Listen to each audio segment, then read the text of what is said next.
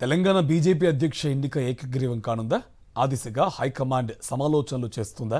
కమల దళపతిగా Malkajgiri MP Etela Rajender, మాజీ MLC Ramachandar రావుల్లో ఒక్కరికి అవకాశం దక్కనుందా?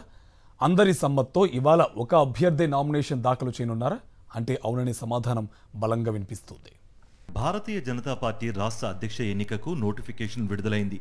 బీజేపీ రాష్ట్ర ఎన్నికల ఇన్ఛార్జ్ ఎండల లక్ష్మీనారాయణ ఎన్నిక ప్రకటన విడుదల చేశారు. అధ్యక్ష స్థానానికి పోటీ చేయాలనుకునేవారు ఇవాళ నామినేషన్లు దాఖలు చేయనున్నారు. నాంపల్లిలోని బీజేపీ రాష్ట్ర కార్యాలయంలో మధ్యాహ్నం 2 గంటల నుంచి సాయంత్రం 4 గంటల వరకు నామినేషన్లు స్వీకరిస్తారు. సాయంత్రం 4 గంటల నుంచి 5 గంటల వరకు పరిశీలన, ఉపసంహరణకు అవకాశం కల్పించారు. జూలై 1వ తేదీన అధ్యక్ష ఎన్నిక ప్రకటన ఉంటుంది. ఈ మేరకు పార్టీ పెద్దలు ఎన్నిక ప్రక్రియకు సంబంధించి అన్ని ఏర్పాట్లు పూర్తి చేశారు.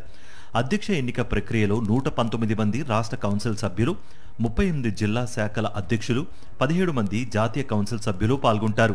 అయితే అధ్యక్ష ఎన్నికకు పెద్దగా పోటీ లేకుండానే అందరి సమ్మతితో ఎన్నిక జరిపే అవకాశాలే ఎక్కువగా కనిపిస్తున్నాయి. ఇందులో భాగంగానే సోమవారం నాటి నామినేషన్ల ప్రక్రియలో అందరి సమ్మతితో ఒక అభ్యర్థి మాత్రమే నామినేషన్ దాఖలు చేసేలా క్షేత్రస్థాయి నాయకత్వంతో సంప్రదింపులు జరిపినట్లు తెలుస్తోంది. నామినేషన్ వేసిన కొన్ని గంటల వ్యవధిలోనే నామినేషన్ పరిశీలన నిర్వహిస్తారు. ఒకరికంటే ఎక్కువ మంది అభ్యర్థులు నామినేషన్ వేస్తే విత్డ్రాకు కూడా అవకాశం ఉంటుంది.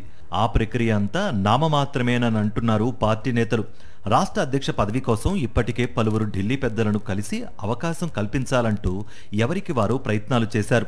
ఈ క్రమంలో పార్టీ అధిష్టానం క్షేత్రస్థాయి నాయకత్వంతో సమాలోచనలు చేసి అభిప్రాయాలను సైతం స్వీకరించినట్లు తెలుస్తోంది.